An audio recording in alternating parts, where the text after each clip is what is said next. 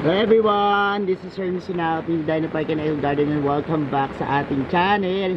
Ngayong araw na to, rainy season na talaga at umuulan na naman ngayon sa ating garden.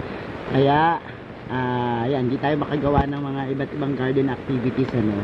Pero ngayong araw na to, wala lang, magmamasid-masid lang tayo at titingnan natin yung mga halaman natin, ano, kapag ganitong umuulan, ano. Kumbaga, watching our plants while raining. No? Tara, samahan nyo ako. At kung ready na kayo mga ka-MVP, tutok lang po.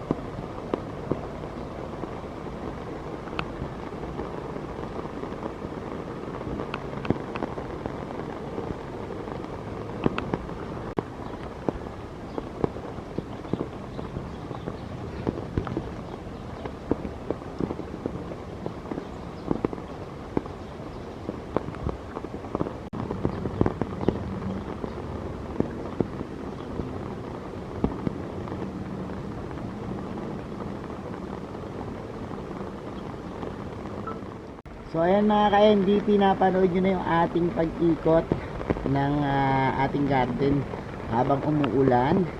Minsan talaga yung tunog ng ulan nakaka-relax ano, lalo na kapag tumatama sa mga dahon ng halaman, nakakatanggal ng stress.